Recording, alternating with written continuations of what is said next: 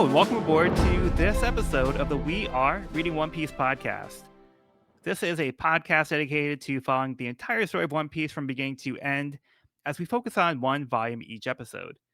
We keep the discussion spoiler-free for new fans of the series, so this is the perfect place to follow along, whether you're new to the series or just want to revisit the world of One Piece with us. This week, we will be covering Volume 43, Legend of a Hero, which covers chapters 410 through 419. My name is Joel, and I'll be your host. And joining me today, we have Evan. Hello. And we have Cody. How we doing? Yeah, so I think we're doing pretty good. We're moving right along through Annie's lobby. You guys excited to dive into this one? Most definitely. Oh yeah. Yeah, let's just get a quick recap, or somewhat quick recap of the last volume. Kokoro crashed the Rocket Man into the Tower of Law after jumping the gap from the courthouse, catching the Straw Hats and Frankie along the way. Spondon rushed to escort Robin towards the gates of justice, while CP9 stayed behind to fight off the intruders. Fukuro explained each member held the key, but only one will unlock Robin's Sea Prism cuffs. The only way to rescue Robin would be to defeat all of the members of CP9 and get the keys to Robin before she makes it to the gates of justice.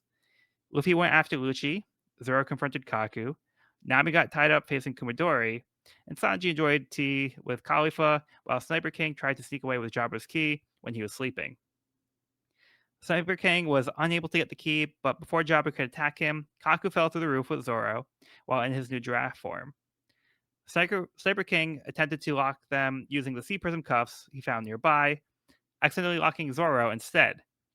While evading Kaku's Sky Slicer that cut the tower in half, Zoro and Sniper King inadvertently cuff themselves together. Chopper passed by, so they asked him to find the number 2 key to get them free. Chopper found Nami and took over the fight with Kumadori after she had managed to steal the key number 3. Sanji wasn't able to fight a woman, so Nami tagged herself in to take over while Sanji recovered from becoming a bubble person. Nami discovered Kalifa's bubble powers, which was used to turn her legs into a smooth bubble form. Chopper was unable to defeat Kumadori in his current state, and out of desperation, he resorted to consuming not just 2, but 3 Rumble Balls, transforming into a large monster. He can now handle Kumadori like a ragdoll, brutally defeating the Master of Life Return. Frankie defeated Fukuro, though Chopper was out of control and could not distinguish friend from foe as he smashed Frankie before ascending the Tower of Law.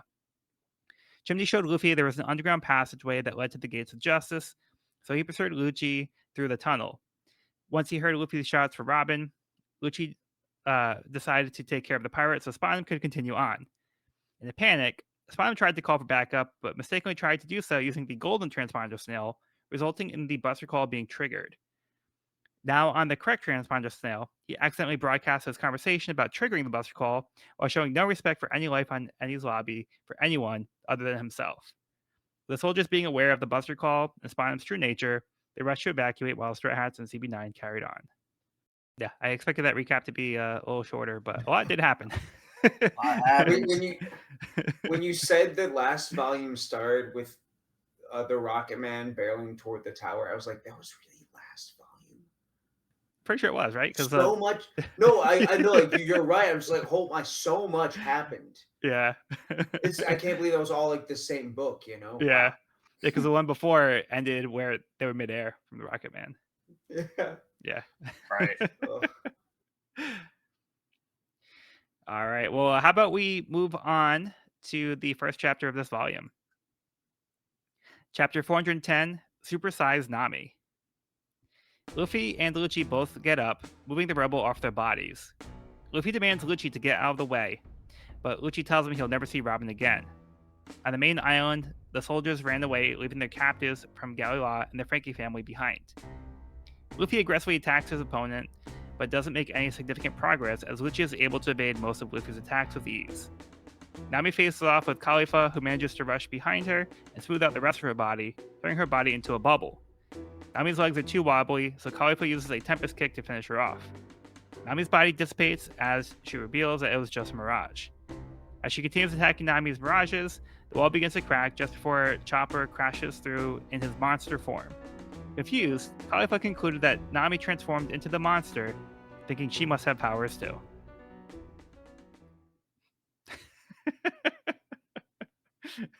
This is the Kalifa humor I love. Yeah.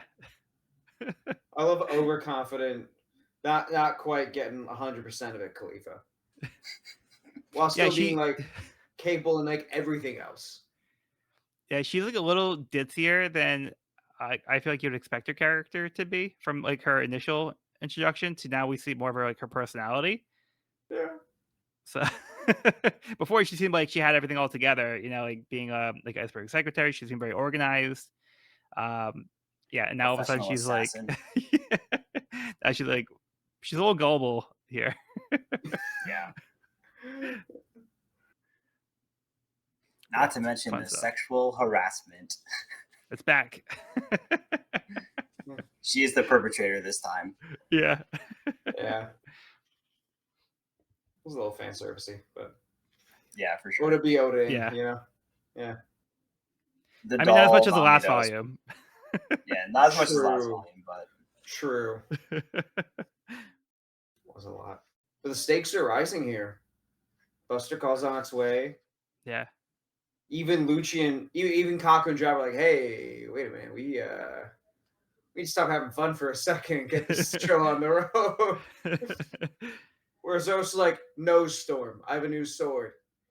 Want to see what it can do? It's two kinds No of people in storm. the world. Love that.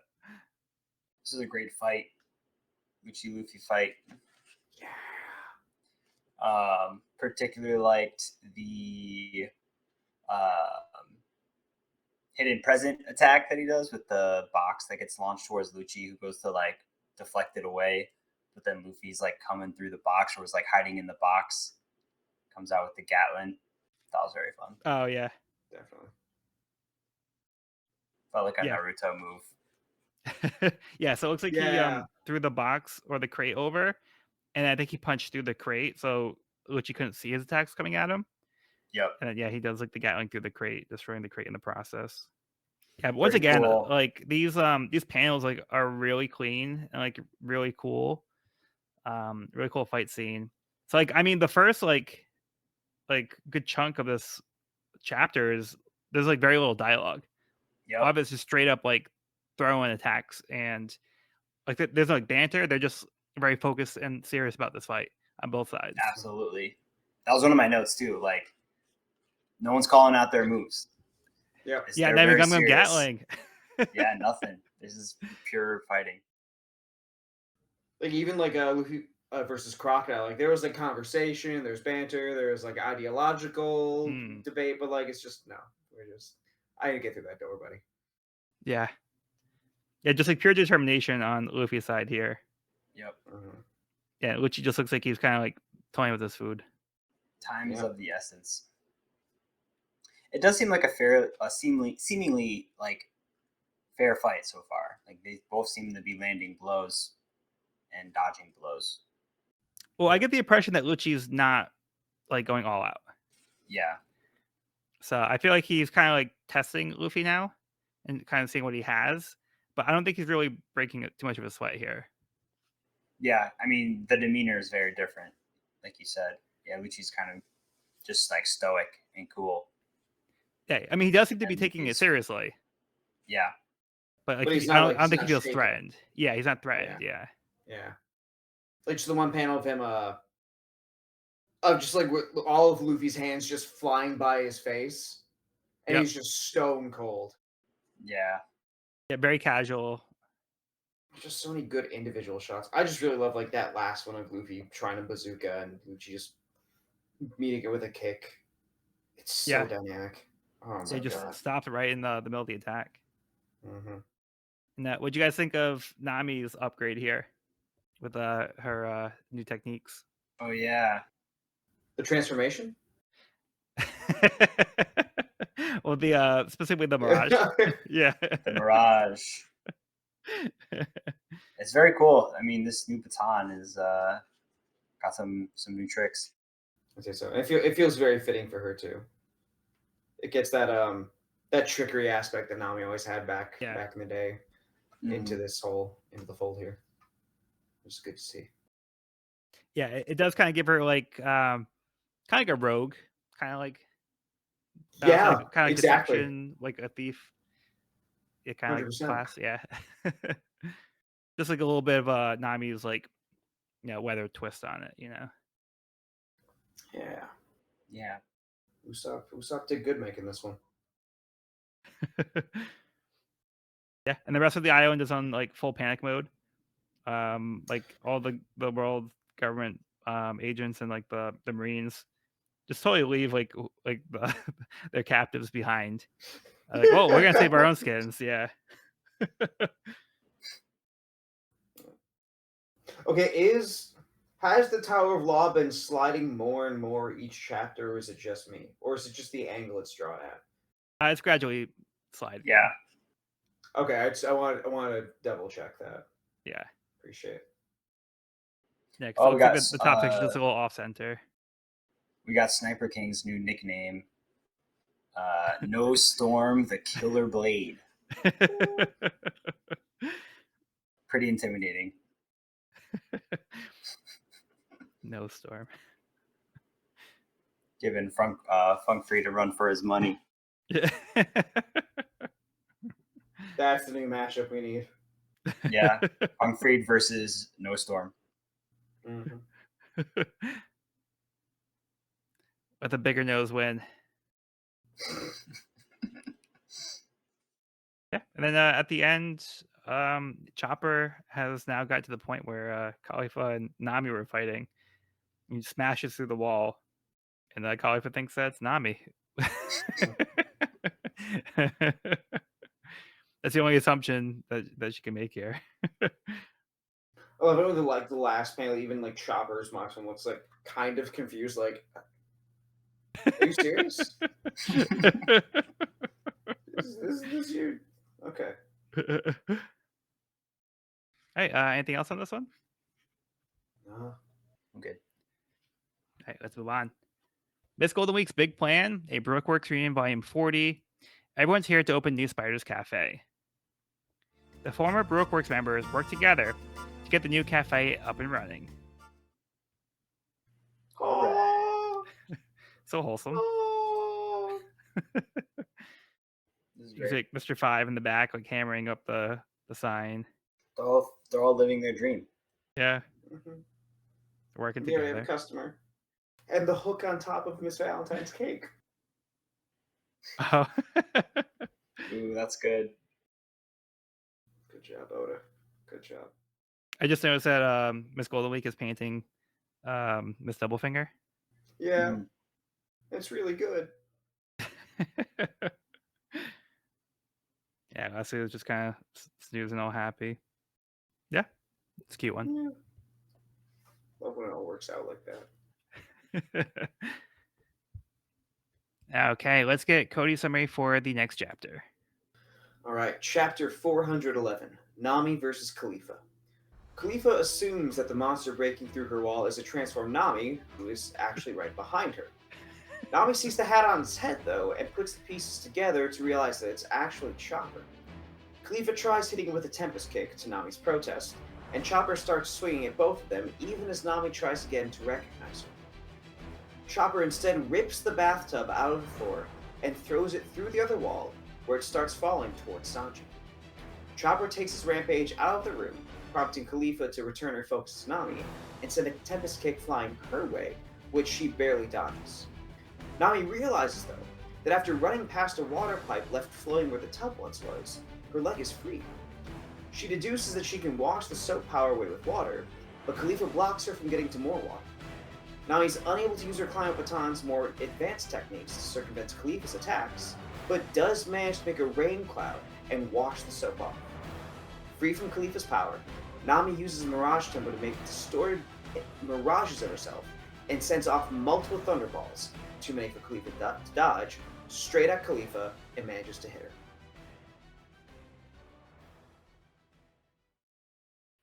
Very nice. Whoa. Yeah. Nami busting out the moves. Like full shadow clone jutsu. Oh, yeah. You beat me to it. I was gonna say no! So good. I love how they're all so different too. Like they're all Yeah. got their own kind of characteristics. Yeah, it's a nice detail. Yeah. But quick thinking on Nami's part, I feel like this was a good battle for her, good show of strength. I mean, she's fighting against a CP9 member here. Yeah, No slouch. for sure. Another through and through to add to the tally. Finger pistol right through the. That one actually got on their shoulder, but I catch that. Yeah. shook it off.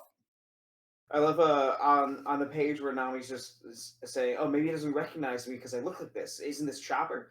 Just like the shadows on Chopper's face, it just looks like, I don't want to say it's like expressionist, but it's just really distinct, and I like that style from Oda a lot. The like crosshatch kind of like shading. Yeah, with like the lighting from underneath. Mm. She's asking, "Are you Chopper?" And it definitely like emphasizes the fact that this is not Chopper right now. Yeah, like, yeah, she's like just trying to like get through to him. Like, she's like, you're like I think you're Chopper. Like, I'm your friend. Like, don't you recognize me? But the panel after the one that you were talking about, Kalifa is like, I'm telling you, I never thought that was you. So she's like denying that she thought that was Nami the whole time. And then Nami like disregards her, and then like she gets mad that she gets ignored. Yeah. It's really funny. That happens, I think, twice, doesn't it? Where I think Luffy so. gets mad because Nami's ignoring her.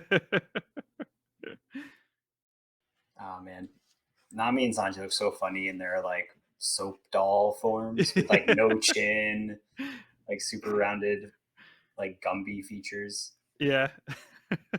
Bowling pins. Yeah. Yeah, exactly. Yep. So funny. Strike. Poor Yep. Poor little sad boy Sanji just sitting all hunched over. Yeah. Looking like a backwards J at the bottom of the stairs. Yeah, and it's pretty fortuitous that this actually helps Nami recover from the bubble form, where she finds out the water will actually turn her back and wash off the soap, which I like the explanation. Yeah, that's something I really like about like One Piece fights in general. Is that like it's really cool when they have to use their environment to specifically get around the opponent's power. Yeah, that's something I've always liked about it.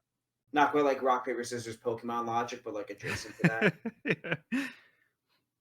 I think it's kind of like Yu-Gi-Oh, like the anime, where like where they like Yu-Gi-Oh just make up rules that are like that would kind of make sense like in the real world, but like it's just like he's making up logic and like he just kind of goes with it. I attack the moon. Yeah, exactly. I also really love Nami's use of the cool charge mirage tempo, where she kind of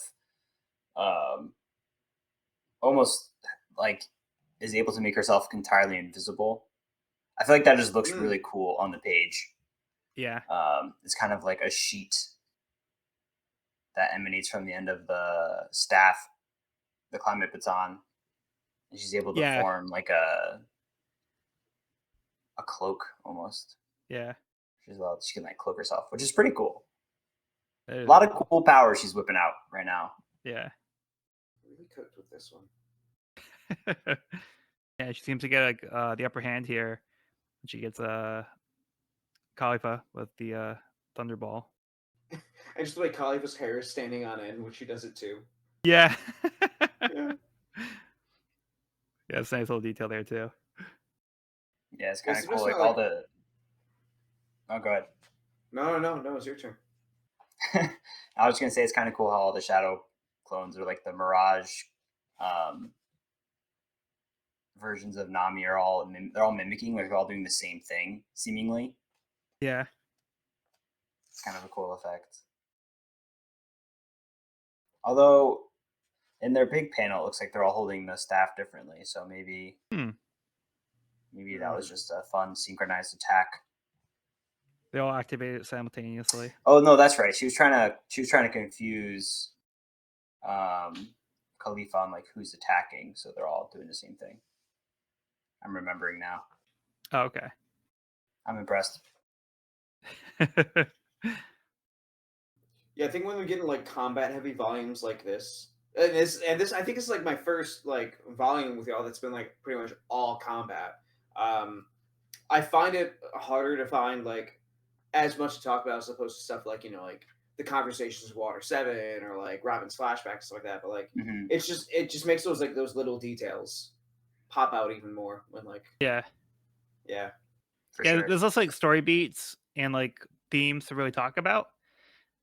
It's like there's like cool stuff, like there's like you said, like you focus on different details when it comes to those kinds of Yeah. volumes. They just happen to mostly fall under like the same volume a lot of times. Like we had it with like Alabasta, we had a lot with like Skypiea. Yeah, there's just like certain volumes where like you would have like somebody versus somebody, and like this one has a few of those somebody versus somebodies. Mhm. Usually it's like 1 or 2 volumes, but yeah. Yeah. But yeah, anything else on this chapter? Good to move on. Yeah. All right, so moving on to Miss Golden Week's big plan, a Baroque Works in Volume 41, Misters 0, 1, 2, and 3. Mr. 2 and Mr. 3 have been captured by the Navy and brought to the same prison where Crocodile and Mr. 1 were being held. So we have Band back another together Baroque Works again. reunion. Yep. Mhm. 2 different reunions going on here. I just love Mr. Three's shirt with all the twos on it from Mr. Two. Oh yeah, yeah. They're wearing So each other's fun. Yeah, clothes they because. switched. That's right. Yeah. All right, moving on to chapter 412. You missed your chance. Kalifa recovers from the direct hit from the Thunderbolt tempo. Nami boasts that she has complete control over the climate in the room, making a forecast that Kalifa is going down.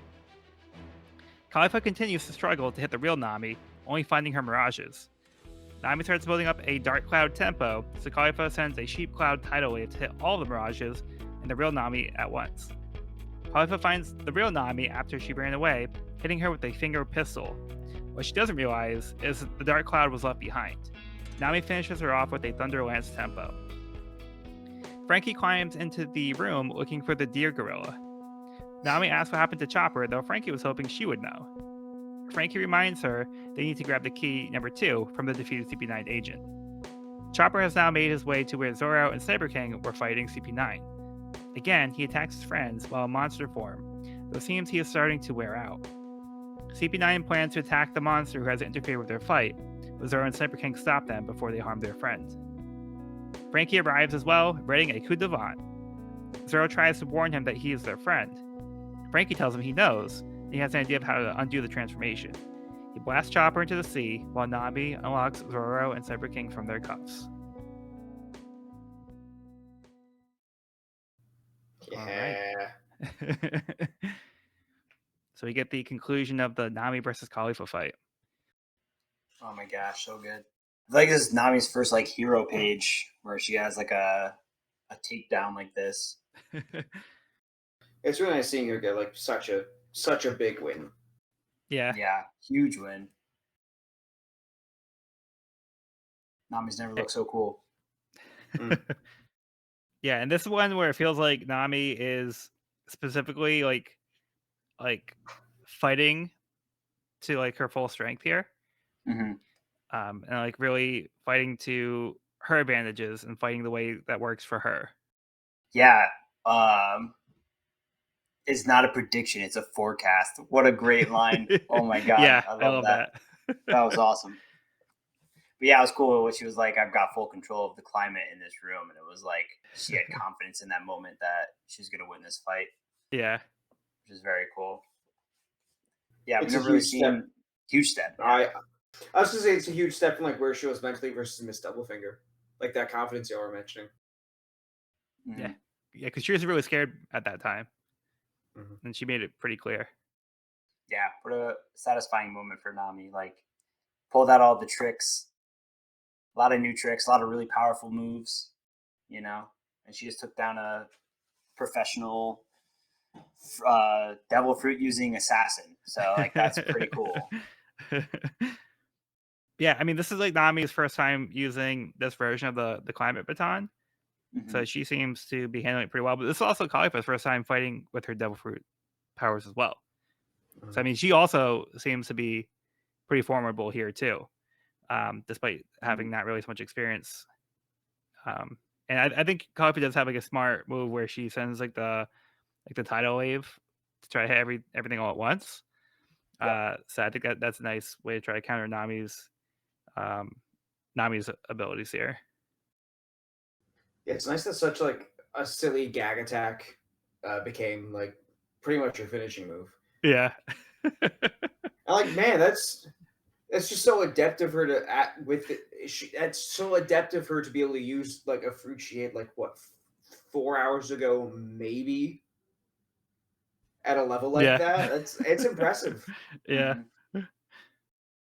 Yeah, I really like the panel too, where Nami lands the Thunderlance tempo. You can see like the bolt like passing through Kalifa, and Nami kind of like dashing through, and Frankie looking for the deer gorilla.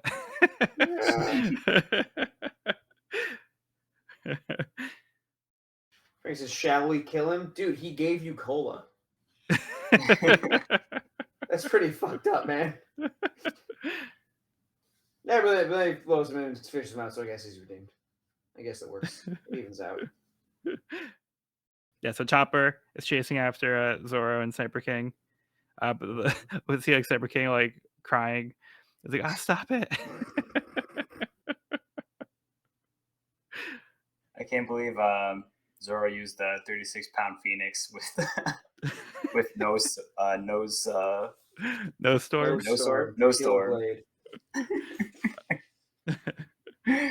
Oh my god, so good. We see his eyes trying to keep up with the movement of the blade. So good. I love the heroic act from Frankie here, kind of realizing that it's Chopper and seeing the other Straw Hats like trying to they're feeling for their friend, and they're trying to save Chopper from whatever's befallen him. And Frankie kind of picks up on that, and like he's like, I got an idea. Or maybe it was not. Was it Nami's idea? Maybe it was Nami's idea. They worked out together. They had like a plan though. Yeah. I thought that was really cool. Yeah, so he wasn't like Frank to step in. Yeah, he wasn't like, I'm not gonna take any chances. I'm gonna kill this thing. He's like respecting like that this is like their friend. Yeah. And so he's like, all right, like I think we can go this route and save him. Yeah. And then the final panel. Yep. That's what I was going to. So cool. Same. Let's go. Sniper King with the cloak. Just looking I love all Batman. that. So cool. It looks so cool. So cool. And Zoro looks, he's like ready to fight. Yeah, that's a great shot. He's been unleashed. All three of them, really. Yeah, for sure. Yeah, Zoro's like, I got my hands free. And the shadows too. His eye, like so oh my god, amazing, amazing. I don't get why they abandoned the Sea Prism cuffs idea though. I feel like those were like pretty good tools to have. They just like fully abandoned that. Well, I think before Cyber King was going to catch them off guard when they weren't expecting it, but now CP9 is fully alert. So, like if you try to shoot them, they will probably anticipate it and they can like dodge it with like shave or something. Yeah. And we don't want to get in a situation where they get stuck again. So can't risk that happening again. Yeah. And like I was saying before, the last episode, I feel like even if they didn't have the devil fruit powers, like they would still be like powerful anyway. Very true. Very true. Yeah. I feel like they have like some capacity to work together. A little bit. Yeah. Just enough. All right. Anything else for this one? Hyped. Zoro's got his game face on. Okay, moving on. Miss Goldenweek's big plan, a Baroque work in the finale. Sentenced to incarceration in the Great Prison and pulled down. Crocodile, Mr. 1, Mr. 2, and Mr. 3 have been sentenced to be transferred to Impel Down. Mugshots. I love Mr. 2's. Yeah. Mr. 3 looks like, oh, why me? Yeah. How did this happen? But yeah, Desperate criminal. yeah, so they are being sent to the very prison that they were going to bring Robin to. Right. Another So mention. yeah, so that was one that Paulie was talking about back in Water 7. So yeah. Pull down if there's anything left. Yeah, so we know that Impel Down is pretty much like where like the worst of the worst goes, and like if you go there, there's like no hope. Yeah. So it's pretty depressing to be sent there. It's pretty serious. So Is this the underwater prison? yeah. Yes. Because there's two things beyond the Gates of Justice. There's Impel Down, the prison, and then what is it, like headquarters of the world government, or what's the other? Yeah. Yeah, So I mean, Navy headquarters. HQ is over there too. Yeah. All right. Let's get Cody's summary for the next chapter. All right. Chapter 413, Hunter. With the Buster Call fleet nearby, Robin attempts to run from Spand, but he swings Funkfried into a partial elephant form toward Robin to trap her. Back outside the tower, Frankie fishes Chopper out of the water and forgives him for the earlier incident. As Frankie considers the difficulty in getting to the Gates of Justice, Shimney and Gombe appear and offer to guide him to the passageway. Earlier, Nami had instructed Frankie to take keys 3 and 4 to Robin in the hopes that they would unlock her handcuffs, but Frankie questioned the fact that there would be no escape method after the fact. Nami realized this, but acknowledged that with the impending Buster Call, all they could do is meet at the Gates of Justice and hope for luck. In the tower, Kaku shows off the maneuverability his giraffe neck gives him as Zoro tries to slash him, then pulls back for a nose gun. Zoro is able to redirect it, but the attack is powerful enough to bore a perfectly square hole all the way through a boulder. Jabra comments on Kaku's power instead of attacking Usopp or Nami, and even throws his ki to them, but as soon as Usopp reaches for it, he hits him with a 10-finger pistol. Jabra taunts Usopp as he tries to fire multiple explosives, but Jabra easily uses Shape to get out of the way and kicks him into a wall. Zoro is too tied up with Kaku to help Usopp as Jabra readies a killing blow, but at the last second, he finds himself receiving a kick to the face. Jabra angrily asks who hit him, and Sanji replies, calling himself the Hunter.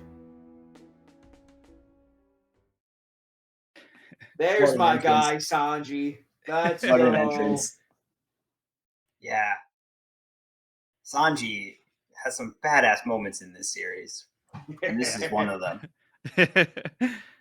So easily. good. Like, what an entrance. Great line, too. Who are you?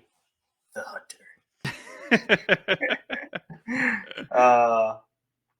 So I feel great. like Sanji Yeah. has like the power to take anything that, if anyone else said it seriously, would be, I guess for lack of a better term, Fedora Core. But it's epic. If Sanji says it, it's sick. Yeah, he comes in and says, "I'm the Hunter, my lady."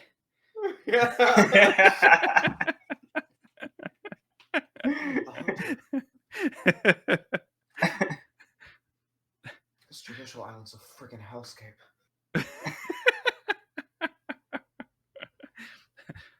Sanji is the chosen. Oh my god. Oh my god. Wait. Sanji's a chosen. Sanji's a chosen. I'll get too off topic. Sanji's a chosen. It's in the multiverse. It's canon now.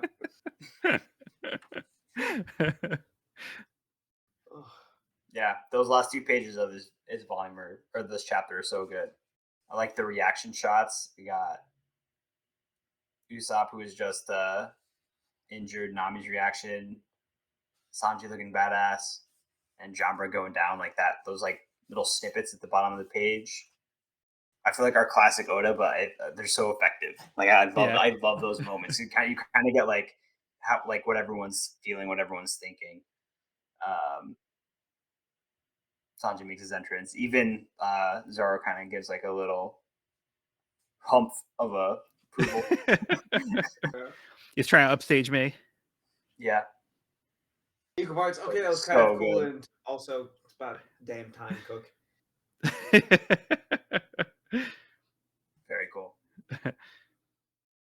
I was just love that. This starts out as an Usopp versus Jabra matchup, and we Yeah. see that Jabra's also just a liar. Yep. Yep. Just a much more predatory liar. Yeah. That poor Usopp like falls for it. Yeah. Where yeah. He's like, yeah, I'll give you the key. No problem. And oh, really cool. Thanks, bro. And he calls him. Yeah, and that panel with the 10-finger pistol into Cyber King is pretty brutal there.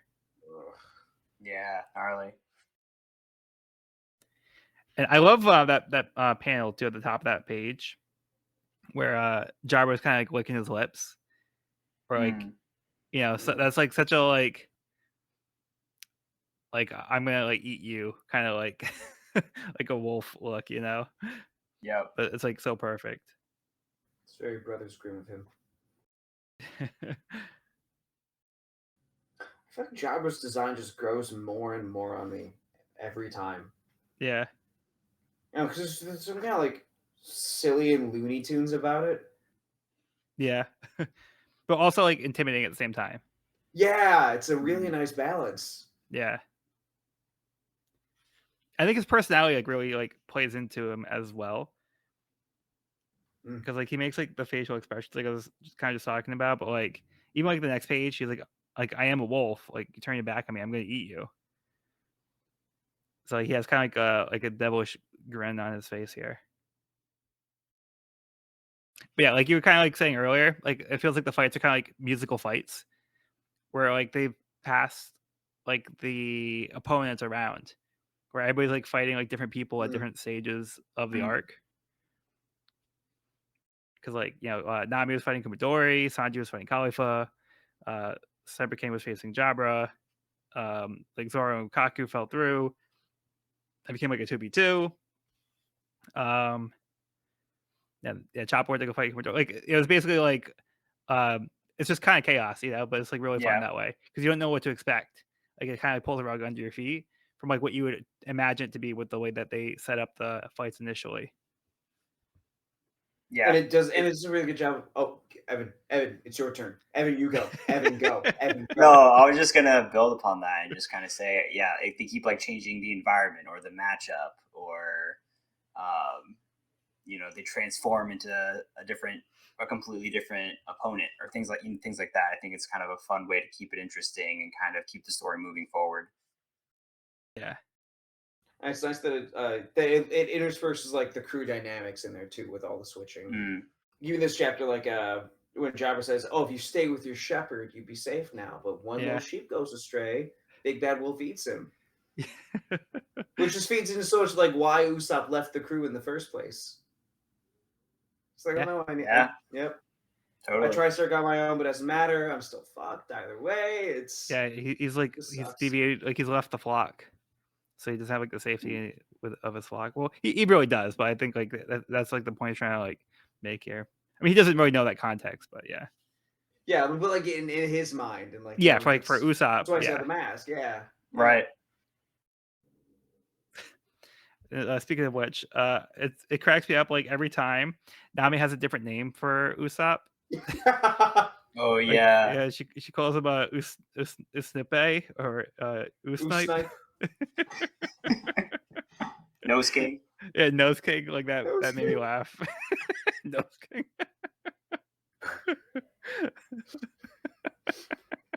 like Cyber King sounds like way cooler, and then like she's just like, oh yeah, whatever, like Nose King, like It's almost like something like Luffy would say, you know? Yeah. Yeah. Like I didn't really But know your name. I just knew like your detail about you, and I thought that was like your name. yeah, that's so true.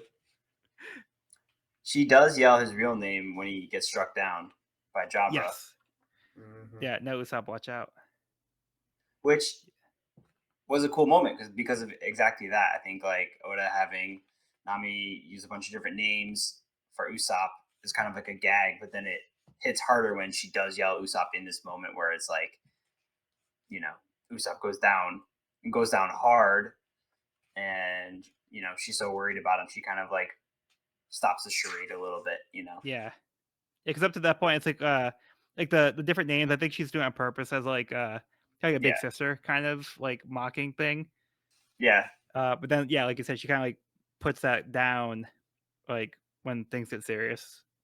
Mhm. Yeah, she's like actually concerned for Usopp. Another cool reveal at the beginning of the chapter is the use of Funk Freed. We kind of get to see Funk Freed in action for the first time. Seems pretty formidable. Like that's Yeah, seems like a pretty powerful devil fruit. I'm sure yeah, it's that pretty cool. yeah, I'm sure his power rating would go way up. That's true. It's 13. Now, Yeah, Funk Freed I'm is sure. way stronger than Spandam. Yeah, Yeah. yeah, he does kind of like a snake when he's like in like that kind of sword form. Yeah, kind of. It's almost like a trident with like the trunk becoming the blade and the horn and still And the having tusks. the tusks. Yeah. Yeah, it's pretty cool. Yeah, luckily, Chopper went back to his normal form. He's just passed out. Yep. Aw. Cute again. Yeah, I feel There's a so funny bad. panel of Frankie stepping on Chopper, like ring him out. He's like Uh, squeezing all the water out of him. you can see It's like the pretty water fountain adorable. come out. Yeah. Yeah, it's low-key cute, yeah. Yeah, And Chimney's still hanging out with a big smile on her face, like nothing's going on. Like that's a not a Buster care in the call. world. Yeah. Yeah, so then they have a plan. They send Frankie with the keys to go help Robin. So I mean, they're putting a lot of trust in Frankie. Yeah. So they trusted Frankie to help Chopper and now to go help Robin. So this was just a few volumes ago. He was the big jerk that stole their money and beat up Usopp. So they haven't like some of them haven't like forgiven him, but like he's kind of shown like all right, well maybe he's not so bad.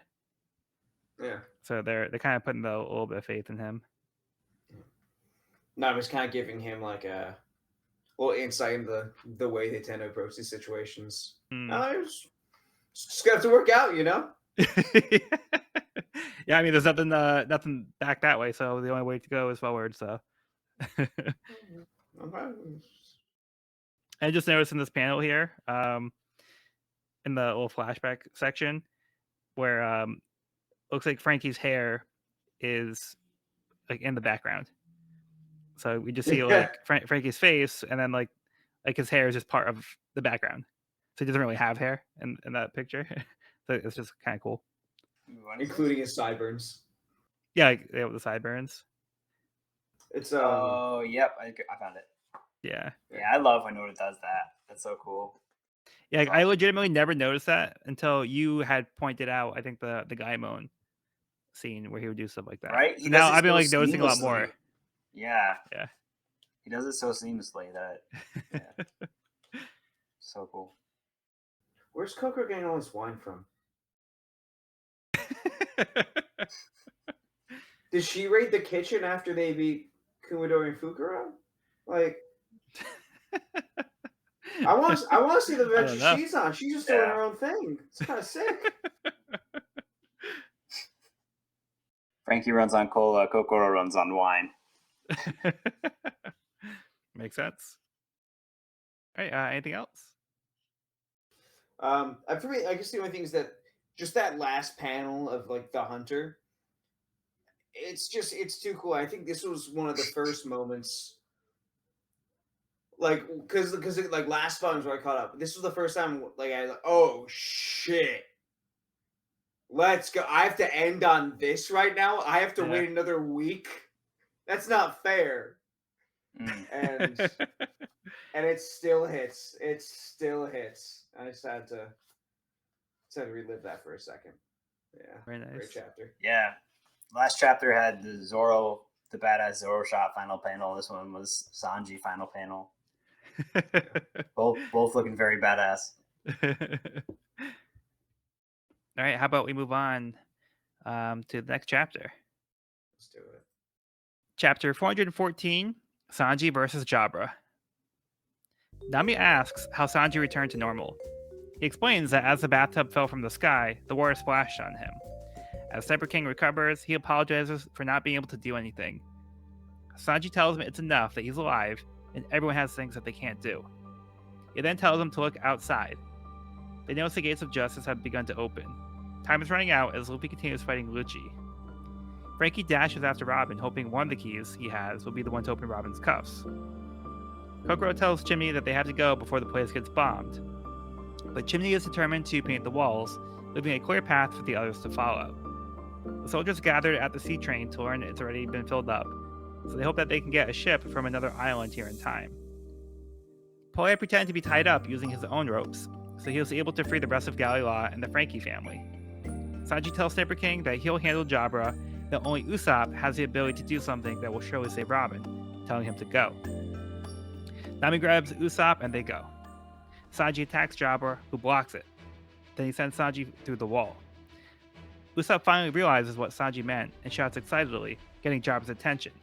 But Sanji makes it clear that he is the one Jabra needs to worry about, when his kick smashes him into the wall this time. As they fight, Jabra is shocked that Sanji's kicks are powerful enough to hit through his iron body. After fighting for a bit, Jabra stops and says he's tired of all this fighting. He throws the key to Sanji, revealing that Robin is his little sister and he wants her to be saved. Sanji feigns belief, tricking Jabra into believing Sanji bought it as he tries to attack him while he grabs the key. He asks if he's heard of the boy who cried wolf as he sends Jabra back into the wall.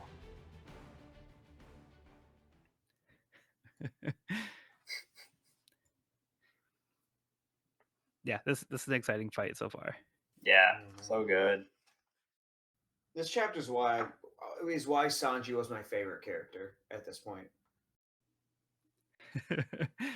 Just at least everyone has things they can't do. Everyone has things they can do. You do it, I can't. Yeah. It's just everything Usopp needed right there. And I've talked Yeah. about before how much I love like that relationship with the Straw Hats in particular. But that Mhm. it really hit. It Yeah, I think really- that's like a real sign that like Sanji still views Usopp as part of the crew. Mhm. Because like that's like Yeah. a real like team player kind of move right there. He's like, I'll handle this part. You go do your thing. Like you're qualified to help Robin. That like only you can do this thing. Yeah. Like he doesn't say like what it is here, but Usopp seems to like put it together. So Sanji recognizes something in Usopp, and that he is useful. And he trusts Usopp to be able to put that together himself. Yeah. Yep. Yeah. Yeah. Yeah. Speaking of real team players here. I love how Nami tells Sanji she wishes the bathtub had hit him. Yeah. Where Yeah. he was like, "Did you miss me?" She's like, "I wish the bathtub hit you." Yeah. Which is funny because in that moment I also realized I'm like, oh yeah, like Nami didn't go save Sanji when she figured out how to save him. Like Yeah. she knew the ant. She knew he just needed to get covered in water. He was in timeout. Yeah, right. So we got bigger things to do. Funny. And she's back to the nicknames. Yeah. Yep. She calls him No-Sop.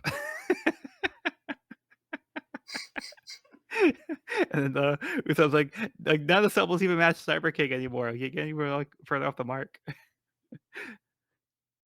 Yeah, I think this arc has been really strong for Nami so far. Like I feel like in this volume in Absolutely. particular, like her comedy has been like hilarious, and like her fighting ability like was like really impressive. Yeah, so I think Nami's had like Strategy, a really too. Nami's having a really strong arc. For sure. Yeah, Nami's been kicking butt. Yeah. Also, like the Sanji's use of alliteration in his attacks in this chapter. Yeah, his attacks are a Uh, mouthful. yeah, nice one. Yeah, you'll notice that I try to name as few of them possible in my summary of the next one, so I don't have to butcher the French language. I also just love Chimney painting the directions on the wall. Yeah, it's really cute. It's so wholesome. Yeah, less And I think wholesome is Polly. Oh, go ahead. I was gonna try to ignore him, but yeah. Yeah, on the page Yeah. before, spawned him like really grabbing Robin by the hair and like trying to drag her, and he's like, "Come on, like we're going across a bridge." It's like super like abusive. I fucking hate him so much. I'm so fucking done. I'm so fucking done with his shit. Yep. Yeah, it's gonna get a little worse I was gonna before it gets say it better. doesn't get better. Yeah. Hey, But Polly did you're something saying cool. Polly, yeah. Polly, my guy Polly. Hey, Polly. He faked being tied up. Hey, Polly. Hey, You got the Polly. rope action. Hey, you tied yourself up. You untied yourself. You untied everyone else. That's pretty sick, my guy. I love him. Yeah, that's really smart of him. Yeah. Putting those ropes to good use. Yeah, Jabra once again, yeah, telling like the lies, making like trying to trick his opponent. It's like very like underhanded, like cheap tactic he's trying to use. But Sanji's heard this one before, so yeah, he didn't fall for it, and yeah, he tells Jabra, like, haven't you heard of the boy who cried wolf? Yeah, because like he's holding up lies to the point where it's like nobody believes anymore. Like you can't Right. keep doing this trick; it's not going to keep working. Yeah, that was good. Good line. I also kind of like Jabra's like a foil to Sanji as well. Because like one, there's like the pot aspect, like Jabra's a lone wolf. Sanji also like, is a lone wolf. Like a lot of the time, when he does is like the sea trade and the Mr. Yeah. Prince and all that. But I think there's also something that where it's like Jabra is like so bad at teamwork.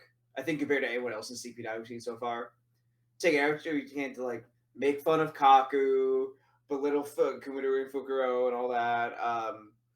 Hey, read like Fukuro's spilling the tea, but like you have to expect that. Whereas in this chapter, even Sanji shows, oh no, I care so much about the people with me, I'm gonna boost them up instead. So it's Yeah.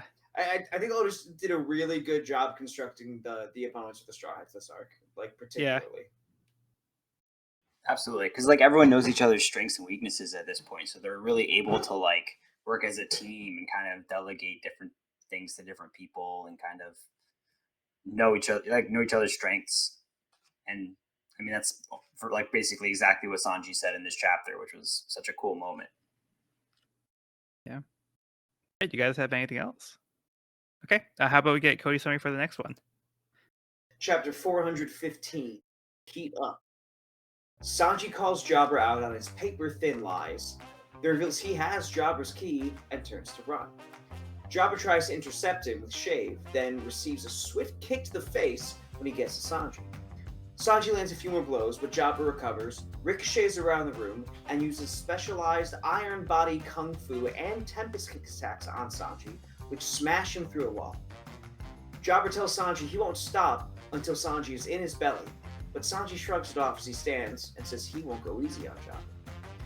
They exchange blows again until Sanji starts spinning around on his foot, which turns red and heats up, a new technique called Diable Jean. He kicks Jabra square in the stomach and sends him flying across the gap from one end of the floor to the other. Jabra starts to panic since Iron Body gives him no defense in this moment, and Sanji vaults himself off the ledge he's standing on to close that same gap toward Jabra, who then moonwalks in to meet him, then dodges Sanji's kick at the last second.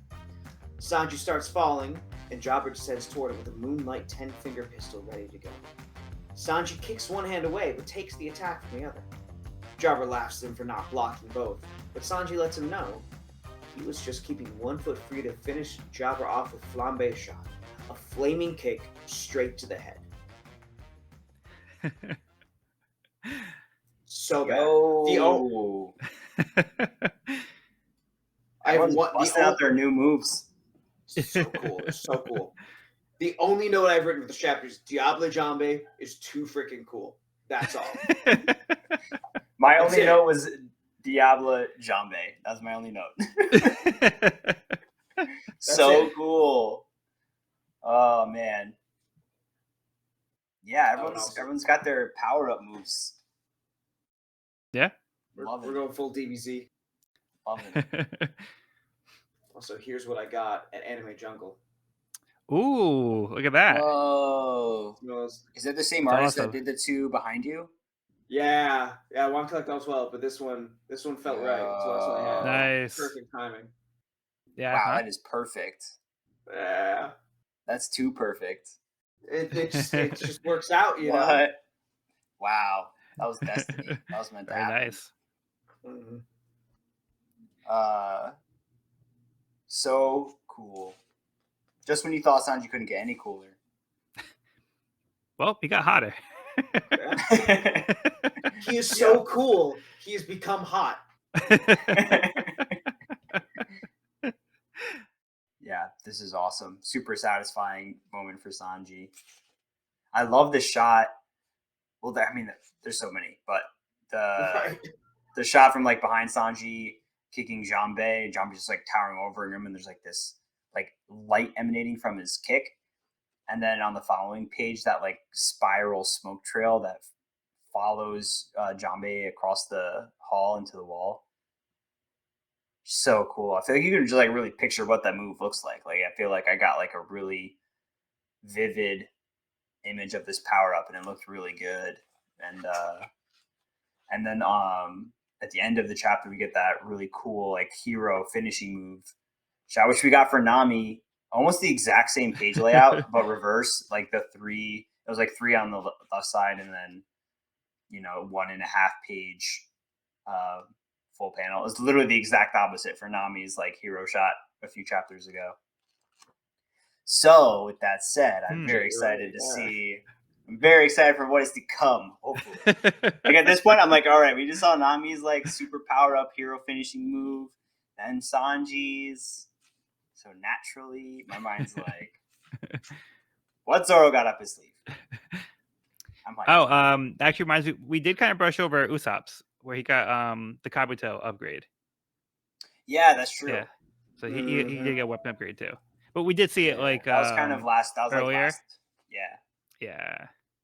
Firebird Star. Yeah, it was like last volume. But yeah, it's this. I mean, this arc. I feel like everyone's kind of upgrading. Yeah, again, they're stepping it up. Everyone's stepping it up. Yeah, this is kind of one of those examples though, where I was talking about where people have like these abilities that aren't devil fruits. Yeah. Mm-hmm. So yeah, Sanji doesn't have a devil fruit, but he's able to like somehow like heat up his leg. So it's like his like kicks are like lighting his opponent on fire. So it's really cool. But it's just cool. Like it's like one thing to know is just like that's just a power he has now. Yeah. I like it.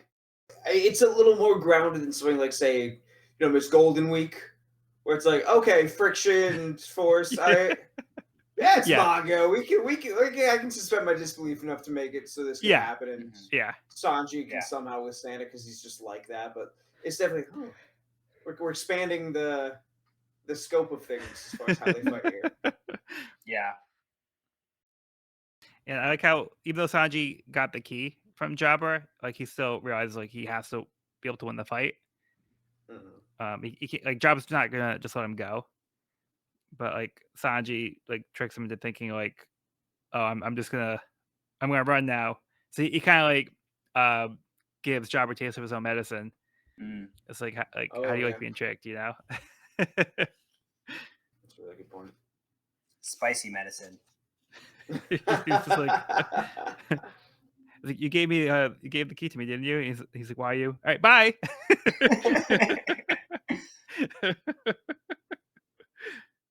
I really, really want the live action to get to this fight Mm, because I want to see Tad Skylar do shit like this. Yeah, that'd be cool. Just like yeah. this whole Oh my god. Yep. Yep. Yep. Yep. Yep. Yep. Yep. Yep. Yep. Yep. Stay Yep. Yep. tuned. Yep. Please. Please. 3 years. 3 years. Sorry, I think it's gonna be a little bit longer than that. Three seasons. Seasons. I'm in denial. It's fine. Yeah, it could be. I could see it being like season 4. Yeah. I think like season 2 be Alabasta, season 3 Skypiea, season 4 the whole Water 7 saga. Yeah, I think that's reasonable. Yeah, I mean, I don't really have too much more to add here. It's too cool. So good. Sanji cool fight techniques. Okay, you guys get to move on. Let's go. Okay, chapter 416, Zoro versus Kaku. After defeating Jabra, Sanji notices the tower is still shifting as Zoro and Kaku fight. He sees the directions painted on the wall and remembers he has to deliver key number 1 to Robin. Spider-Man has reached the bridge of hesitation with Robin. Once the bridge is fully raised, he'll be able to cross over to the gates of justice. The fleet for the Buster Call is closing in and will arrive in approximately 10 minutes. Frankie rushes towards Robin and comes across Luffy and Lucci. Luffy is mad that he's here, but Frankie clarifies that they're on the same side now, so he's here with some keys to try to free Robin. He asks if Luffy needs a hand, but Luffy tells him it's better if he keeps going to help Robin, and he'll handle Lucci. Zoro fights Kaku. He realizes time is running out, so it's time to get serious. He puts on his bandana and attacks Kaku, which he is able to deflect. Kaku shifts his body into a cube, so Zoro thinks he's fooling around. That is, until Kaku says he's already performed his attack, as the ceiling starts to rain debris. Kaku unfolds, curls his neck back, and blasts Zoro with a nose pistol. Zoro recovers and tries another attack, but realizes it won't be easy to pierce his opponent's iron body. He takes a breath as he bulks up his muscles, and this time is able to repel Kaku during a nose pistol attack.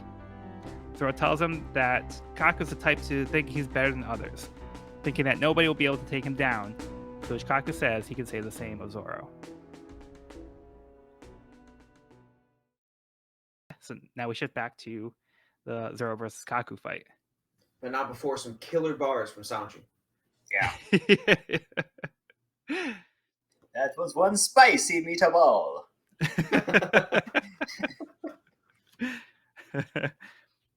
Yeah. So like you're saying, Sanji has some cool lines here. Like gods create food and demons create the spices as his foot like cools off. That's a little too spicy for you. Solid. Yeah. Which is such a neat transition. I love the fact that Oda like took the time or the space to show us. Yeah. Yeah.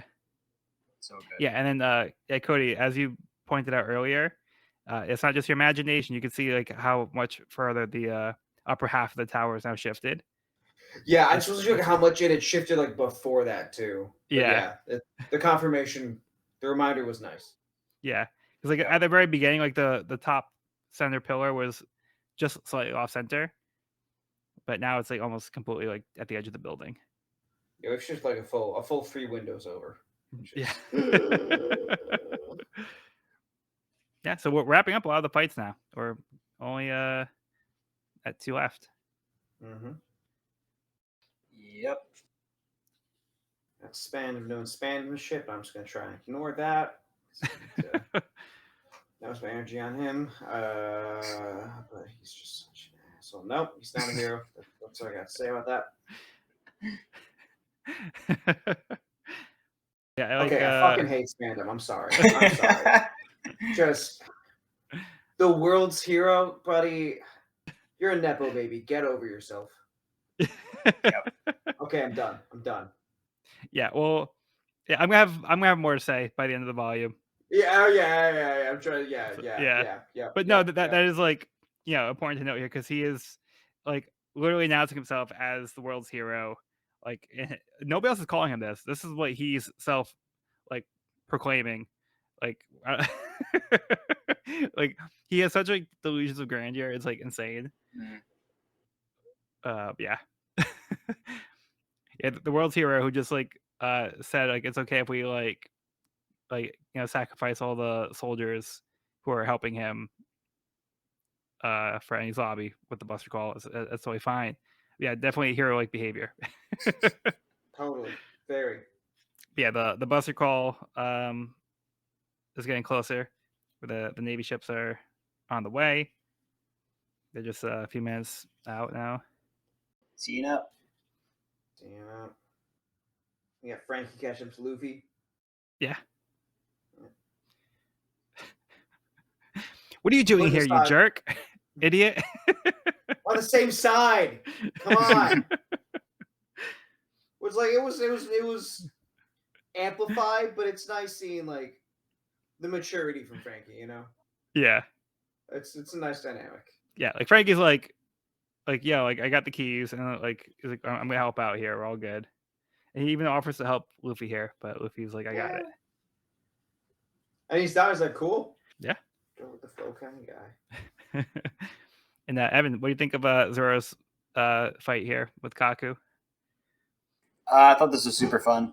It was cool. I like how it started off with Zoro putting on his bandana. I feel like that happens. So that happens like automatically a lot of times, but it's kind of cool like seeing him actually do it. Because that's when you know he's like serious and gonna whip out the 3-sword style. Yeah, I think he's got some really badass panels in here. Some really great fight sequences. A couple new power ups. We saw. He's got like a muscle up move. The single sword style resheath technique looks really cool. The way that was drawn, you can kind of like see the motion of the blade moving in like a circular pattern. I thought that just looked cool on the page. Yeah. And then it ends with him reverting, going from 2 swords to 3 swords. So excited for what is to come. He also references like a lot of we got like gorilla technique or some of the other ones. Yes, that was when he dragon cut. Like he kind of like inflated his muscles. Yeah. It was like 1 gorilla, 2 gorilla, and his biceps like inflate. Yep. That also is kind of like a Luffy move. That also feels like a Luffy move. Calling it 1 gorilla, 2 gorilla, and like bulging out the biceps, like that feels like a Luffy move. Yeah, and then like when he makes a pose with his 2 swords up like above his arms, so you can see like kind of like a silhouette of a gorilla. That's pretty cool. Pretty sweet. I wish I could bulk like that. Oh my God. Yeah, so we get some like cool action shots. With the sword fights here. I just love Kaku's style so much. It's just the perfect blend of silly, stupid, and kind of genius. Yeah. Which is like the little Tempest kicks just like raining down from the sky. Yeah, he's like really experimenting, and I think he's like, I don't think he's like quite found his footing, but he's kind of like, no, let's just try a bunch of stuff and see what works. He's like really like thinking outside the box with like his abilities, like way more than you would think he'd be able to do. Yeah. Like he really turns himself into a cube. It's a cube. And then like Zoro's face was like hilarious over there. Like, shut up, what are you doing? And he's like, maybe you haven't noticed, but giraffes have 4 legs. And Zoro's like, what do you even want to fight? And Kaku's like, what do you mean? My attack's already begun. And then like you can like see like the debris start like falling because like it looks like he did like some kind of like shake with the cube, and that like he like kicked up and like hit the ceiling, and it caused it to like break like on Zoro. I think it's just like a bunch of like mini Tempest kicks that like he made. Yeah. Like, bounce down. Yeah. He just kind of got like his like feet hanging out. He's just going like.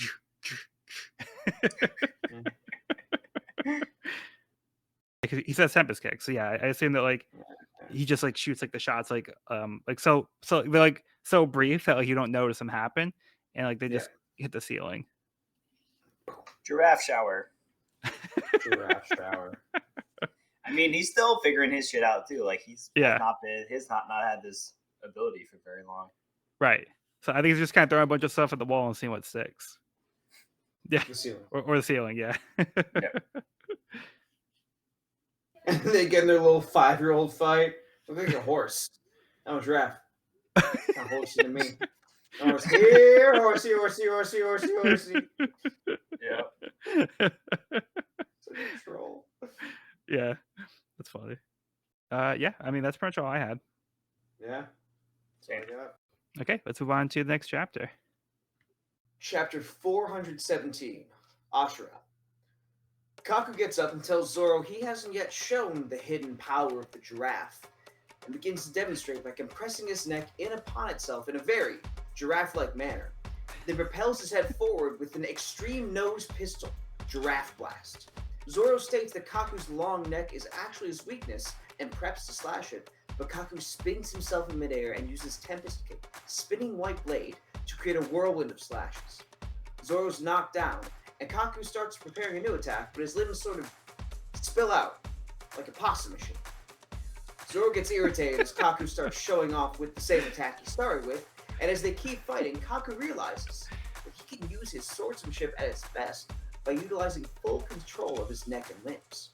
He lists all the advantages he has over Zoro, who states that none of them are a reason for Kaku to win. Zoro launches himself at Kaku, who seemingly dodges with paper art, but ends up cut.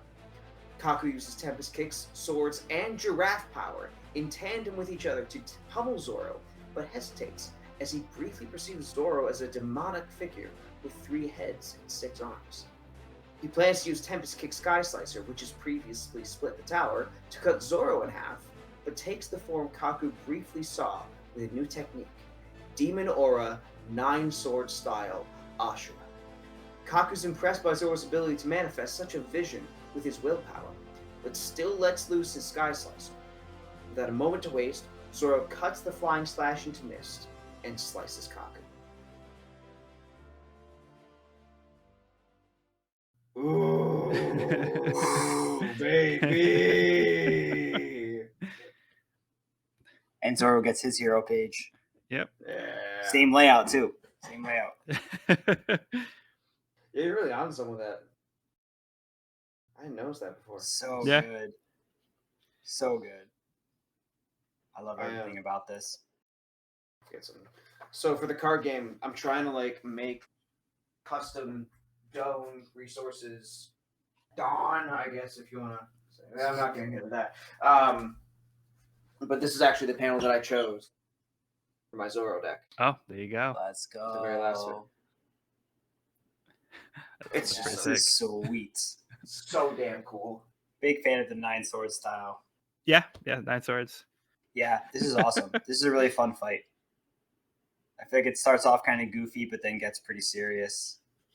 And I love how Zoro has these like auras. Like we just saw it last chapter with the gorilla. This chapter with like a dragon and a leopard. And then So when finally, Asuna. I think 2 volumes ago too. Yeah, no, like I feel like it's been a yeah. theme. Which Yeah. is really cool. So it's kind of cool seeing that come to life here. Where he like embodies that growing multiple limbs. So cool. So cool. I love that shot of him chasing down Kaku with all the arms splayed out on the last page, on like the last 2 pages. Yeah. Oh yeah, that was cool. It's very cool.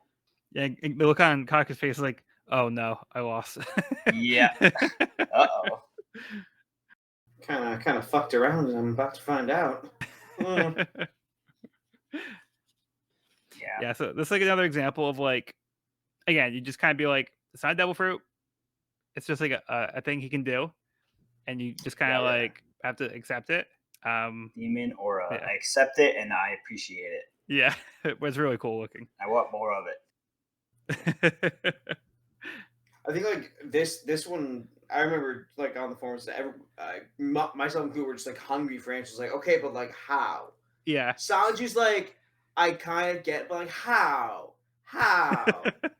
There's a lot of people saying, oh well, he's moving so fast, he's creating after images, and it's really just like it's like 9 swords with 3 swords. But Kaku does like he kind of gives us a piece here where he says he can create such visions through sheer will, which is also what? I don't know. Yeah. Every time I look for answers, I just get more questions with this. Yeah. Yeah, it's definitely not Yeah. like he's moving so That's what I'm fast, here for. like he's creating after images. Because like we see like his shots are pretty static. Yeah. Yeah. Even earlier in I this think. chapter, we see him like fending off attacks, and it looks like he has multiple arms because of the after image. Like you can kind of see the way it's drawn. It looks like he has multiple arms, but you can tell it's like an Yeah. after image. Yeah. But in that last panel, I was looking really close. I'm like, yeah, those are like real. They look like real arms attached to his body with shadows and yeah, substance to them. Yeah, I completely agree. It's just like the amount of like, it's just like a web of conspiracy theories. I feel like trying to figure this out. It's like, well, maybe he's going so fast that even Oda in the panel can't perceive. But no, buddy, it's not. Buddy. It's not. Oh, Yeah, it's just like one of those things. It is what it is. it really is. So I feel like maybe I'm not that's angry. kind of like Not at how all. he was tying back to Lasso with the the inanimate object eating a double fruit.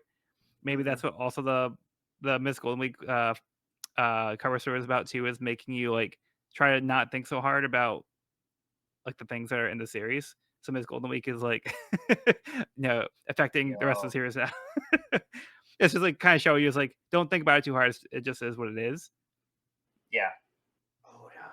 And I think, yeah, I don't think I read, like, personally, like, having read through this, like, for the first time, I feel like it all happened naturally. Like, it didn't feel like a crazy jump that felt unnatural or out of place for me personally. Like, I can Yeah. see why other people might say that, but, like, for me Yeah. personally, like, I was in it and just, like, enjoying every second of it. And, yeah, suspended all disbelief, just, like, enjoyed it. I agree. Like reading the chapter itself, it's a seamless experience. Mhm. It makes sense. It's like a very earned escalation. I think it was really like, okay, I have like 7 days. I need to stew on this. And I was Yeah. and there's just a bunch of people like, wait, but let's look deeper. Let's go into the rabbit hole. And it's just, and the 'Cause family's even- just, yeah. Like, even earlier in this chapter, like, he kind of embodies the demon auras that he shows, like with the gorilla. Like, the gorilla's flexing and he flexes and his biceps swell, and then he's kind of taking, like, with the dragon, he's kind of making a dragon with his swords, and then with the leopard, he's striking the same pose as a leopard and then doing his attack. So then naturally, like, he shows this Asura aura, which, what is that? Do you know the translation for that, Joel, or anyone? I forget if it's Shinto or if it's Hinduism, but they're basically a kind of demon in East Asian religion. I forget which one now. Yeah, I feel like I've seen the multi-arms I think it's Buddhism. figure. Yeah. Or Hindu. Or maybe both. Yeah. Well, regardless, I thought that was a cool transformation that felt. Yeah, so Asura in Hindu mythology is a class of beings defined by their opposition to the devas or Asuras, gods. Yeah, so they're a form of I think divine, but I think they might be in opposition to their typical gods. But I'm not exactly super well versed, but yeah, that is a reference. Like, if you look up like Asura, like, you'll see like images where they have the 6 arms and the 3 heads specifically. So it's directly lifted from that. Very cool. I love how it looks, like, with the 3 heads and the 3 swords in the mouths, the way kind of like the symmetry of it. Very cool. Yeah. But you were saying something that like that kind of like helps me like accept it more, because from our conversations you can probably tell, like, I like to analyze things and try to figure out and like kind of like no prize it. If like I just want to see if the story gives like some kind of reasonable explanation. And sometimes like you just have to accept things for what they are, Yeah. and I accept that as well. But if there is an explanation, I like to know what it is. But what you said was like we've seen other examples of auras, and I kind of feel like maybe that's kind of what it is. Like he like Kaku was saying, it could be like a form of willpower where he's manifesting this aura that kind of like has this effect where it creates this like physical manifestation. So like Mhm. I don't know if like Mhm. spirits is the right word, but like it's some kind of so it is kind of something more than just like the physical limitations of like his body, but it's something that is not like affecting his body from like this willpower or like converting it from like this like spirit aura type thing. Mhm. So I don't know if that makes sense, but that kind of makes sense to me in Yeah, my own head. So Yeah. totally. like I got that from like what you were saying. You pointed that out, and that kind of made it click a little bit better for me. Yeah, I'm very excited to see more of this because like we said, we've seen some of this in the past, with like the phoenix and the dragon attacks that he does. So hyped. Mhm. But yeah, I did enjoy seeing more of like Kaku like doing silly things as a giraffe. Like he's like legit bringing out like more things. Like he's like whipping his neck around. He calls it, like whiplash. He's like just creating like he's just slamming his head into the ground, but it's like it actually looks pretty cool like the way that it was drawn here. He just slammed onto Zoro. I just love how I love Oda taking an animal power and just stretching the idea of like what that animal actually does Yeah. until it's like this doesn't make sense, Yeah, but I'm here for it because it's just that fun. Especially when it's Kaku, because he is legit Yeah. having so much fun with this power. It's really endearing, yeah, aside from like the murder, but like But like the whole like giraffe can sequence was hilarious to me. yeah. Like he like crunches in his neck His and just legs. like collapses into his body, and then like his legs like grow, and then That was Zoro's just pretty like, great. just how does your body work? He's like, it's like a pasta machine. You put in dough and noodles come out, and then he decides to make his next technique called pasta machine, where he like stands up and like has his neck like folded. It's like yeah, so he's like being like kind of like a little bit uncreative like in a way, but like also being creative is like it's like kind of funny like the balance he has here. I think It's it's pretty funny. inherently creative, honestly.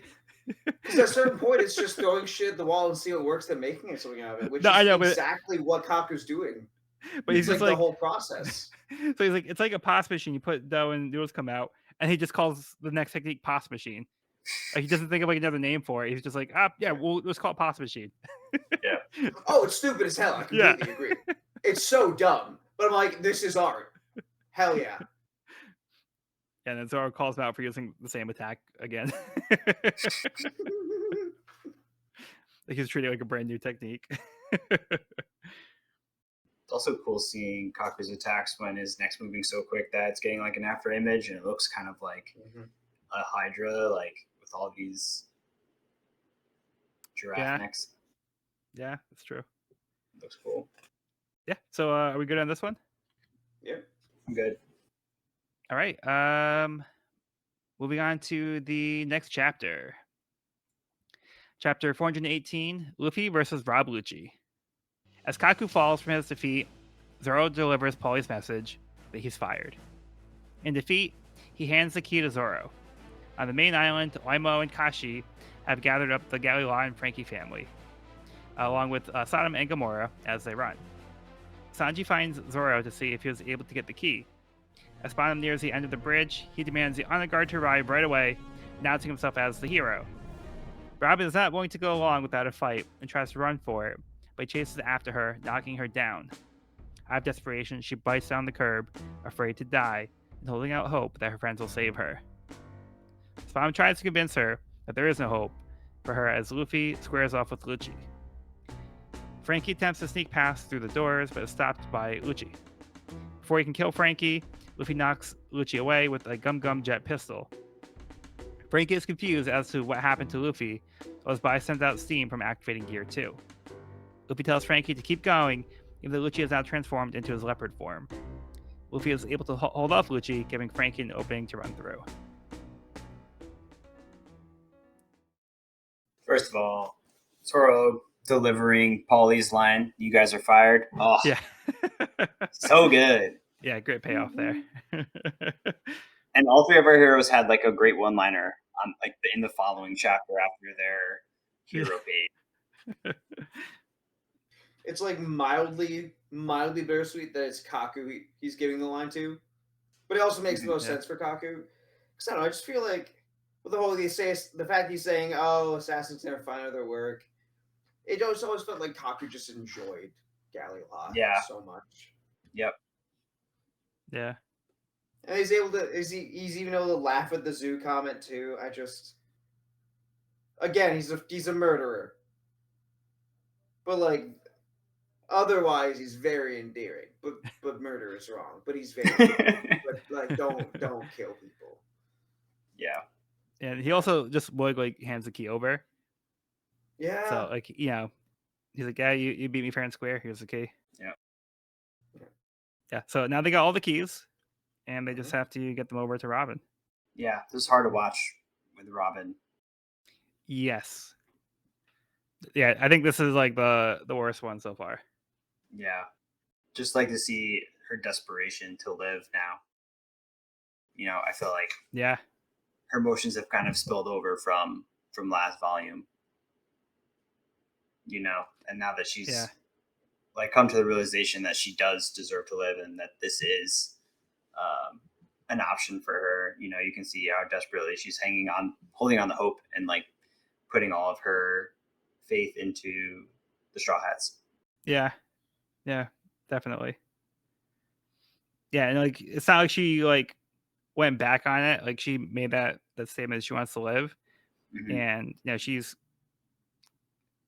like, now that she's admitted that to herself and to like everybody else, like she's able to fully fight for her life here, and like the fact that she's like biting this curb and like you can see like the blood coming down, like that's like very hard to watch. But it shows just like how hard she's fighting, and like she's not going like easily. Yeah, and she's not gonna just accept her fate at this point. So she's putting like her faith in her friends, and she thinks that like there's a chance.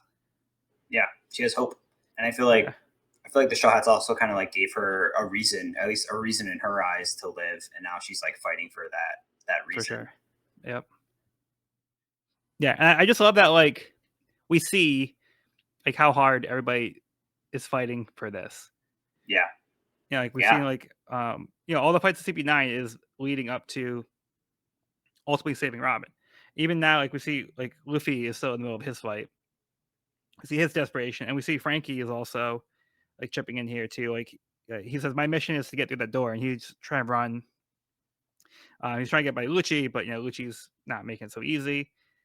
But Luffy is he's also getting serious now too, where he activates gear 2. And so so this fight is going to enter the next level now. Yep.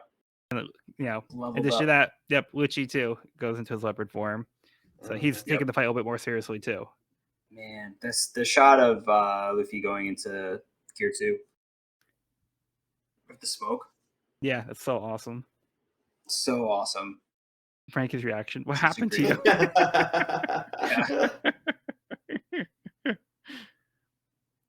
Yeah, he's like completely shocked. Like Frankie doesn't emit steam from his body.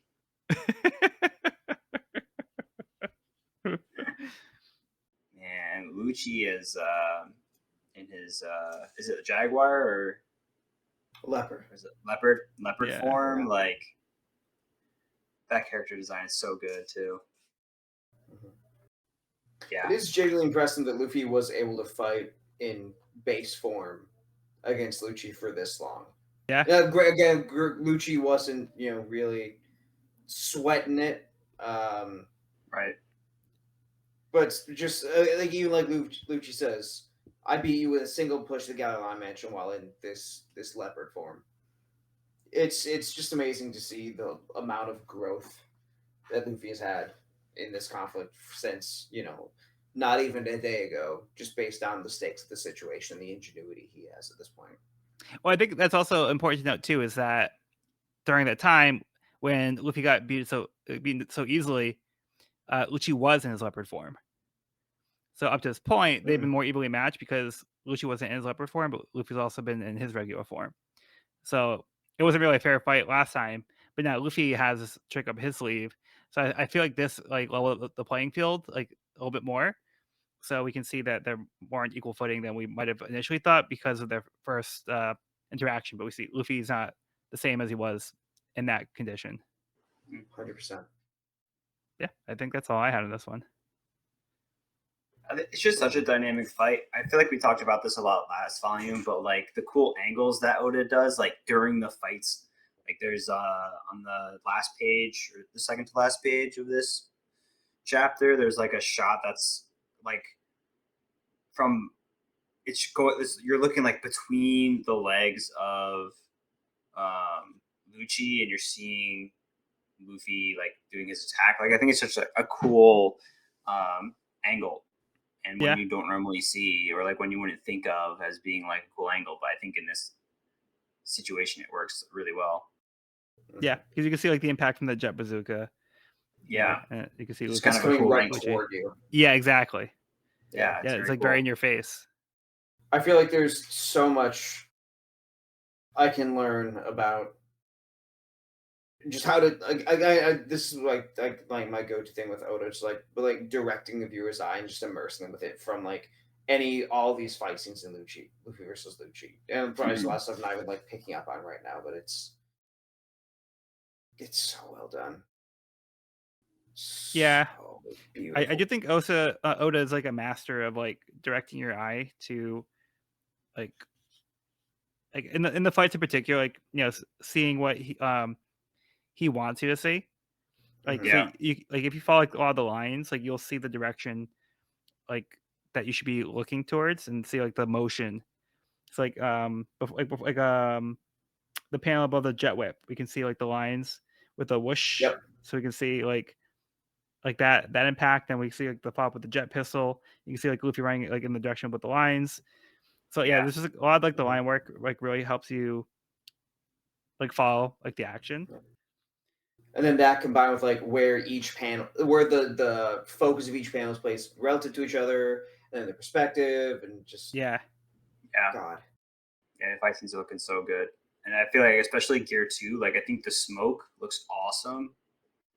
Yeah, the way that I was drawing the smoke, like that wispy kind of curly, like classic kind of Japanese style cloud smoke looks so good. And then in the jet pistol attack where he's like, it looks like he's almost like breaking the sound barrier with his fist. Like that looks so good. That looks so good. Like, there's like the sound barrier breaking, and then the impact, and like you don't even need to see his hand move. Like his hands, back by his head, but you can see what just happened, and you can like see the motion without it being drawn, which I think looks really good. Yeah, there's specifically like a hole like in the cloud, like right in front of like Luffy's hand, so you can see where his hand was. So you punched like a hole through like that little cloud area. So yeah, I think that's like a cool way of showing that detail. Yeah, the way I'm picturing it is like he's throwing like a jet pistol, but it's breaking the sound barrier like right at his other hand, which is really kind of cool. Yeah, very cool. I think you're right. On the money with that. All right, you guys good to wrap up the next chapter and for the volume? Yeah. Chapter 419, Legend of a Hero. The gates of justice have opened up wide enough for warships to pass through, and the forces on the island take note while the Frankie family and Galley Log wish for Frankie's and the Straw Hat success from the backs of Oimo and Kashi. Lucci curses his carelessness and notes Luffy's heavy breathing, but Luffy tells Lucci the only thing that matters to him is winning. A convoy lines up to greet Spanner at the gates of justice as he drags Robin across the bridge with a rope. Spanner reveals he turned on a landmine at the top of the stairs they just climbed, but Robin is certain they won't make it through the gates because of the Straw Hat's promise. Spandam tries to break Robin's spirit further by comparing the imminent death of the island's invaders to the intimate details he knows of O'Hara thanks to his father, Spandy. Robin tears up as Spandam continues to belittle and taunt her and the people of O'Hara. Robin and Spandam scream at each other. Then an explosion sounds from the bridge. Frankie, with smoke billowing from his charred body, falls into the sea. Robin cries as Spandam closes all but one step of the distance left toward the gate, but as he is about to take the final step, he's propelled forward, engulfed in flames. Spandam lands next to the shocked Marines on the other side, and he orders the Marines to find the perpetrators. Immediately, they start getting shot down one by one, and those standing say they can't locate the enemy. Robin looks, and new tears form in her eyes, while the Marine spots something with his binoculars. On top of the Tower of Law, Sniper King points at the sky while singing his theme song. Sanji compliments him from below, and Spandam gets shot down again! The Marines can't even shoot back since their bullets won't fly far enough. Robin starts to run, and Spandam orders the Marines to shoot her to death. Sniper King prepares to fire, but Frankie returns from the water, placing himself between the bullets and Robin. Sniper King calls Frankie with a transponder snail Nami gave him, and directs him to a red cloth with the remaining keys inside. With Robin's freedom one step closer, the Straw Hats decide they must hurry to the bridge. So good. Whoa. Oh. Yeah, very high. Sniper King gets his KO shot here. And his cool quip is an entire song. Yeah, How this is satisfying was that, though? How Oh, satisfying was that page turn? very much. Oh my god, that was fantastic. Yeah, this Not is a great once. chapter to end the volume on. Oh yes, so good. I'm gonna say it's a double victory for Usopp. Because he says, have faith in Luffy. And it's the one thing she's holding on to, the one thing she's using as ammunition against him to just stop him from being able to get any sense of victory in this moment. And then just, I know it's fast, but Sniper King is my hero right now. Yeah. We're blowing that bitch Spandam up. Oh my god, let's go. That's what I got. That's, oh my god. So satisfying. Yeah, I love the and like the Yeah. And then just like the explosion like covering his body in flames, and then he goes flying. Like like I couldn't have asked for like a better like twist of like fate for Spandam. Like things were like he thought everything was going his way, and he's finally getting like what he deserved. Yep. He's like made it all the way, like kicking and screaming to this door, and as he's about to step through the door, just gets lit up. Mm-hmm. And after just like that was one so last, satisfying. And then after just like one last little hammer on the nail of Spandam being lower than dirt, just the fact that he intimately knows everything Robin would have had to go through, every single thing, and the pettiness involved in the fact that bounty was placed on her head. Now, again, granted, Spandam was the one who told him. It's his father. There's bias there, but it's still just like somehow even worse, which just makes this moment so much sweeter, so much more epic, so much more badass of Usopp. It's great. Yeah, so we do get the confirmation that Spandam is his father, like we pieced together before. But yeah, like this interaction, yeah, like I mean the amount of emotion like in Robin's face, like is so powerful. And then like Spandam like holding her head, and like she's crying, and like he says like you're like pretty much like the last thing we need to wipe from like O'Hara. And then like Robin shouts like I'm still alive, and Spandam says you're going to die. Like yeah, like I love like the fight in Robin in these panels here. Yeah.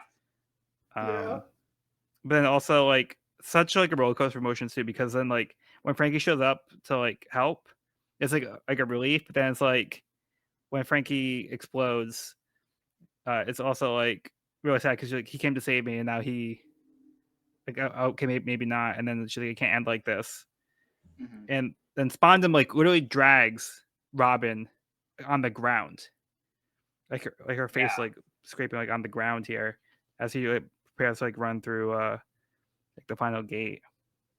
Then we have that amazing payoff where he gets hit by Sniper King. And then So the land, the Egabiak.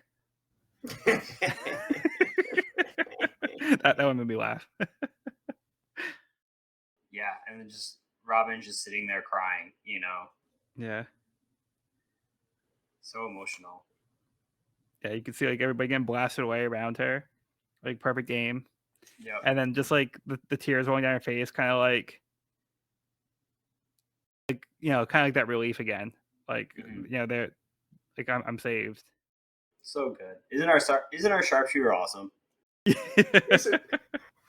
So long goes. That's yes. W Usopp, W Sanji, W Robin, W Frankie, Yeah. W Oh my Nami. God. W Nami, W Zoro. And yeah, this L pose for of Chopper. Al Chopper, Al Chopper. Now he got a takedown. Chopper got a takedown. oh yeah, he beat Komodori real bad. Oh yeah. But yeah, this panel Cyber King though is the art that they use for the manga rare in the card game. Mm. Oh, perfect. So yeah, very very epic. Very epic. And he's protecting. He was so worried about having to be protected. Yeah. Buddy. Yeah, so this is what Sandra's saying. Like this is like what he can do. Like nobody else would be able to like shoot them down from here. Right. And he's able to deliver the keys as well, which is also super important because now the keys have now been delivered to where Robin is, and they just need to use the right one to unlock her cuffs. Yeah. Oh my god. Like the feeling of that too, like the keys being so close to Robin, like I felt that in my core. Just like wanting Robin to be free and being like one step closer. Yeah. Yeah. It's just Special such a delivery. cathartic chapter. Yeah. Yeah. So good. Special delivery. And I love this Frankie panel too. Like Frankie blocking the bullets is also really awesome. Yep. So yeah, like he was fine after the explosion. Like that didn't kill him. So like, yeah. So he's still up and running. Yep. Very satisfying conclusion to this volume. Very. I'm strong because I'm made of steel. A landmine won't work, Sponda. So I get the name right. Never. Yeah, so that's the end of the volume. And we do have that popularity poll at the end. We do. Yeah. Yeah. So any interesting ones that jumped out at you? Kaku top 10. Top 10? Yeah. Kaku top 10 was also something I was like, whoa. Above Lucci. Above Lucci. Above Lucci. And Frankie. Oh, he is above Frankie, isn't he? Yeah. Robin beat Nami. Yeah, I think after like these past few volumes, like I feel like you definitely look at Robin differently. Mm-hmm. And like I was just saying, like the amount of emotion that like you see from this character who was previously like so closed off, like it's so like it just like really hits, you know? Yeah, totally. I mean, I'm not arguing it. I think I'm just No. surprised. Yeah, that's interesting. Yeah, It's interesting. And as far as like driving the plot forward, I also think Robin's been like one of the most important characters in the series, and maybe in the world of One Piece. Yeah. So, any closing thoughts for the volume? Fucking epic, man. So epic. I think this was a great volume for the Straw Hats on a whole. Like everyone had their matchups, had their victories, had their power ups, and it was kind of cool seeing the way Oda kind of constructed this volume because it felt very like repetitive in the way that like, there was like the face off, the one-on-one, and it was like started off pretty goofy, got serious. Everyone's kind of upgrading and learning their like working with their new powers and new abilities, and then the Straw Hats were victorious at the end of like each matchup. But it was kind of also interesting because we knew the villains pretty well in these matchups too. Like we knew Kaku, we knew Kalifa, and we saw them get their devil fruits like fairly recently, so we knew they were kind of dealing with learning their new abilities as well as seeing our heroes' new abilities. So it was kind of cool dynamic there. Yeah, I And can then see what you Chopper. mean where where it's like formulaic with like Yes, that's yeah, the word. Yeah, it was. yeah. It felt like formulaic in There's like a certain sense that pattern that yeah, they're going through. to like the point where they all had like the same layout of their like finishing move. Yeah. Yeah, which I never noticed before. So thank you for bringing that to my attention.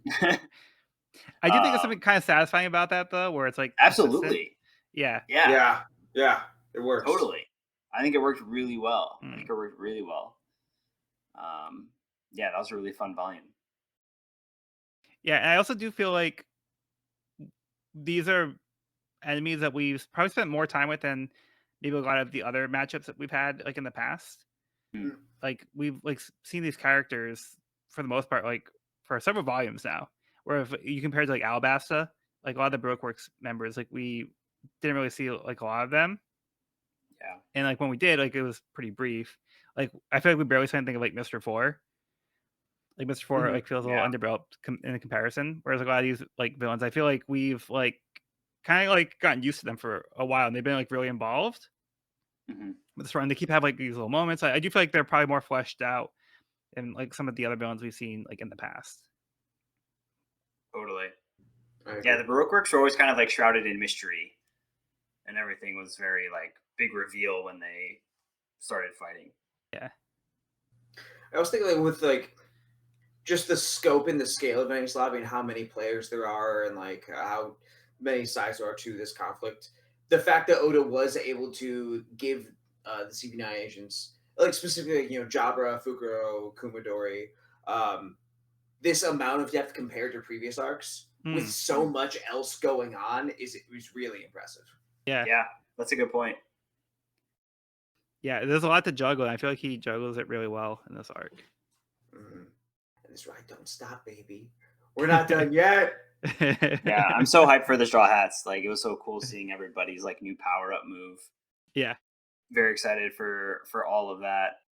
And anything else from you, Cody?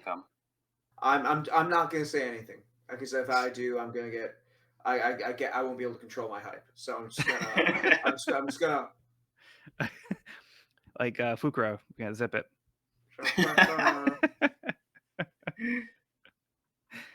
Okay. Well, on that note, that will conclude this week's episode of the We Are Reading One Piece podcast. You can find this episode wherever podcasts are found at We Are Reading One Piece podcast.buzzsprout.com or on YouTube channel at We Are Reading One Piece. This is a spoiler-free channel up to where we record the podcast, so if you're new to the series, you can visit the channel there. You can also find me and this podcast on my YouTube channel at Pirate King Codex for more One Piece content. If you have any questions, comments, or feedback, you can reach us at wearereadingonepiece@gmail.com. We love to hear from listeners if you're enjoying the show. If you have any suggestions on how we can make the show better, just let us know. Next episode, we'll be discussing Volume 44, Let's Go Back. I've been Joel, and I've been joined by Evan. Thanks for listening. And Cody. Observe the power of the giraffe. Thank you. All right. Well, be sure to bring along all of your hopes and dreams, and we'll see you on the next episode.